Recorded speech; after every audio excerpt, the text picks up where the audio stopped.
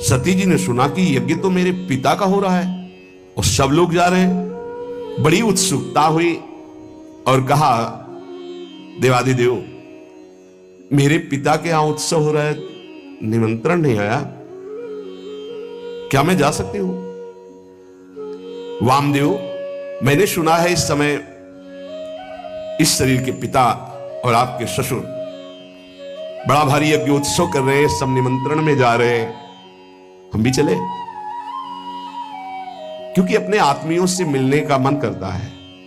मैंने देखा इन विमानों में हमारी बहनें भी थी जो अपने पतियों के साथ थी, बड़े सुंदर गहने आदि धारण किए हुए प्रसन्न मुद्रा में जा रही थी। बहुत समय हो गया मैंने अपनी मां को नहीं देखा, उत्सुकता हो रही है हमको भी। शिव कल्याण में ब्रह्म ऋषियों के द्वारा रचा हुआ महाश्रेष्ठ यज्ञ हो रहा है, वैदिक मंत्रों से भगवान श्री हरि की प्रधानता है, चलना उचित होगा। अजन्मा प्रभु, आप ही जगत की उत्पत्ति हेतु और पालन करने वाले, मुझे पता है आप ही त्रिगुणात्मिका माया के सृजन करता है। मैं आपसे प्रार्थना करती हूं, बहुत दीन हो रही हूं, क्या आप मुझे मेरे पिता के पास ले चलेंगे, माता के दर्शन कराएंगे, यज्ञ का उत्सव में सम्मिलित होने का सौभाग्य मिलेगा? कुछ नहीं बोले भगवान से। काहे नीलकंठ, आप जन्म रहित हैं, अजन्मा हैं, आप में भले उत्साह ना हो, पर मेरा जन्म हुआ है, वो मेरे मां पिता है, मैं दर्शन करना चाहती हूं, उनसे मिलना चाहती हूं। देखो ना आकाश में कैसे राजहंस जैसे उड़ते विमान और उनमें हमारी बहनें जा रही। ऐसी अवस्था में कौन ऐसा होगा जो अपने माता पिता के उत्सव में सम्मिलित ना हो? प्रभु, हो सकता है आपको ऐसा उत्तर देने का मन हो कि उन्होंने निमंत्रण नहीं दिया, तो पति के गृह, गुरु के पास और माता पिता के यहां बिना निमंत्रण के जाना चाहिए, शास्त्रीय सिद्धांत है। ये अंबा जी कह रहे, सती जी कह रहे, भर्तुर गुरुर देह कृतश्च केतनम, गुरु के गृह में, पति के घर में और माता पिता के पास बिना निमंत्रण के जाया जाए, ऐसा शास्त्रीय सिद्धांत। निमंत्रण है तो खास बात नहीं है, बिना निमंत्रण के भेजा है, गुरु के यहां, पति के यहां और माता पिता के यहां। इसलिए आप शायद ये कहना चाहते हो कि निमंत्रण नहीं आया तो मैं नहीं लिवा चलूंगा, तो सिद्धांत है, आपको हमारी इच्छा की पूर्णता करनी होगी। और आपको मैं याद दिला देती हूं कि आपने मुझे अर्धांग में विराजमान किया है, मैं उसी सम्मान को आपको याद दिला रहे हैं कि मैं आपकी अर्धांग हूं, याचना करती हूं, अनुग्रहित कीजिए, मुझे हमारे माता पिता के पास भेज दीजिए। सती जी की बात सुन करके भगवान शंकर थोड़ा मुस्कुराए, कहा, सुंदरी, तुमने ठीक कहा कि बिना निमंत्रण के भी जाया जा सकता है। तो योदितम शोभनमेव शोभने अनाहुता अप्यभियंति बंधुषु ते यदुत्पादित दोष दृष्टयो बलीय सानाम्य मदेन मन्युना। यद्यपि माता पिता, पति और गुरु के यहां बिना बुलाए जाना चाहिए, सिद्धांत है, पर तदपि विरोध मान जहां कोई, तहां गए कल्याण न होई। यदि माता पिता तुम्हारे वैर मानते हो तो फिर नहीं जाना चाहिए, फिर नहीं जाना चाहिए। देहाभिमानी मद क्रोध से प्रबल हुआ, यदि वो अपमान करता हो तो फिर नहीं जाना चाहिए। यह सिद्धांत वहां चलता है जहां देहाभिमान रहित होकर के, मद रहित होकर के, दोष द्वेष रहित होकर के वो जो रिश्ते हैं उनका पालन किया जाता है।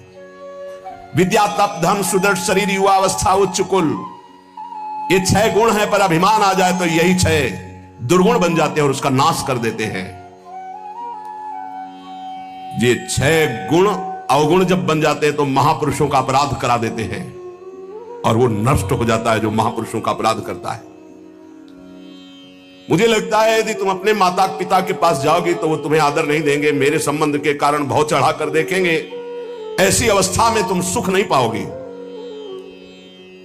देवी, बाणों से बिन जाने पर उतनी पीड़ा नहीं होती जब प्रियजनों के द्वारा अपमान होता। सप्ते कठिन जाति अपमाना। जब अपने परिकर के, अपने प्रेमी जन, अपने संबंधी तुम्हें सम्मान नहीं करेंगे और रोष भरी दृष्टि से या उपहास करेंगे, तब तुम्हारा जीना मुश्किल हो जाएगा।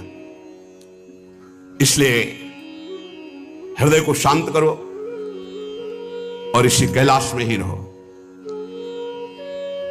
सती जी को भगवान शिव की बात अच्छी नहीं लगी। क्यों? क्योंकि ममता जागृत हो गई तो ममता रत सन ज्ञान कहानी फिर नहीं समझ में आती। मानो सती जी ने कहा कि अगर आप एक बार खड़े होकर प्रणाम कर लेते हमारे पिता को तो समस्या ही नहीं होती, पूरा झगड़ा इसी से तो हुआ।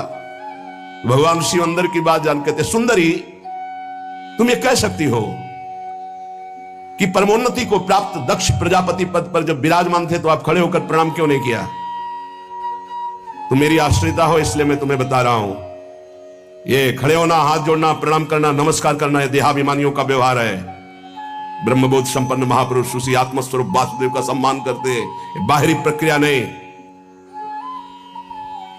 अहंकार का पोषण अहंकार शून्य महापुरुषों के द्वारा नहीं होता। इसलिए मुझे लगता है तुम्हें नहीं जाना चाहिए।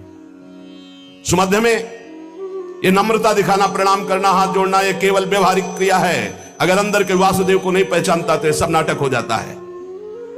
तत्वज्ञानियों द्वारा उसी आत्मस्वरूप वासुदेव का सम्मान होता है, बाहरी देहाभिमानी का नहीं। विशुद्ध अंतःकरण का नाम वासुदेव है, अपने स्वरूप में स्थित होना सबसे बड़ा सम्मान है। ये भगवान ज्ञान स्वरूप शिव का, मैं उसी वासुदेव में निरंतर स्थित रहता हूं, इसलिए न किसी को नमस्कार न किसी को प्रणाम। इसलिए अगर तुम्हें लगता हो कि मैंने तुम्हारे पिता का अपराध किया तो बिल्कुल नहीं। मैं देहाभिमानी को प्रणाम नहीं करता, देह में विराजमान उस आत्म तत्व को नमस्कार करता हूं और वो मैं हूं। इसलिए किसको नमस्कार? कौन? इस समय सती जी को अच्छा नहीं लग रहा है ध्यान में। व्याकुलता देखिए। यदि तुम मेरी बात नहीं मानोगी और जाओगी तो संकेत में बता देता हूं ये तुम्हारे लिए बहुत ही हानिकारक होगा। क्योंकि जब प्रतिष्ठित व्यक्ति की आत्मीजनों के द्वारा अप्रतिष्ठा होती, अपमान होता है, तो उसकी तत्काल मृत्यु का कारण बन जाती है। वो संकेत में बता दिया। भगवान शंकर शांत हो गए। ये देखकर सती जी को बिल्कुल अच्छा नहीं। खड़ी हुई एक बार देखती भगवान शंकर की तरफ कि अगर मैं जाती हूं तो ये रुष्ट हो जाएंगे, क्योंकि आज्ञा नहीं। एक तरफ विमानों की तरफ नहीं जाती हूं तो माता का दर्शन कैसे होगा, कैसे सुहृद जनों से मिलूंगी। बार बार एक क्रास चिंतन हुआ, हृदय चंचल हुआ। भगवान शिव की तरफ रुद्र दृष्टि से देखा और आंसू भी आ गए कि इन्होंने आदेश क्यों नहीं किया। समझ नहीं पा रहे अम्बा। भगवान शिव कह रहे हैं जब प्रतिष्ठित व्यक्ति की अप्रतिष्ठा जहां होती है तो मृत्यु से बढ़कर दुखदायी होता है। हो सकता है मृत्यु हो जाए, इसलिए नहीं जाना चाहिए। क्रास चिंतन से ही क्रोध का भयानक स्वरूप आता है। देवी सती थर थर कांपने लगी। एक तरफ शिव प्रेम, एक तरफ मात पितृ प्रेम। रोष भरी दृष्टि से भगवान शंकर की तरफ देखा। प्रधक्षति वैक्षत जात वे पथो, शरीर कांप रहा। रुद्र दृष्टि से देखा। शोक और क्रोध ने बेचैन कर दिया कि आपने आदेश क्यों नहीं किया। और दांतों से ओठ दबाते हुए शिव जी की तरफ रुद्र दृष्टि करते हुए चल रही। और विचार किया मैंने कई बार इनसे प्रार्थना की इशारे से कि मुझे आदेश दे दो, पर आदेश नहीं दिया। ठीक है ना दो आदेश, में जा सकती हूं। देखो यहां त्रुटि हो रही। सदगुरु, प्रिय प्राणपति, पूज्यजन, बिना इनकी आज्ञा के कदम नहीं रखना चाहिए। अगर आज्ञा नहीं है तो बड़ा अमंगल है यदि कदम रख दोगे। लंबी लंबी सांस खींची, भगवान शिव की तरफ देखा और चल पड़े अपने पिता के घर अकेले। महादेव जी ने मणिमान नामक अपने पार्षद को बुलाया और कहा 10,000 शिव पार्षदों को साथ लो, सुंदर पालकी तैयार करो, बड़ी भारी यक्षों की सेना साथ होनी चाहिए और इनका अनुगमन करो। जाओ पीछे सती। तत्काल सुंदर पालकी की रचना सती जी को विराजमान किया। 10,000 भगवान शिव के पार्षद और हजारों की संख्या में यक्ष सैनिक, क्योंकि कुबेर मित्र हैं भगवान शिव के। नंदिकेश्वर ने कहा प्रभु पालकी से अच्छा रहेगा, मुझे आदेश कीजिए। भगवान के नित्य वाहन नंदिकेश्वर गए, कहा माता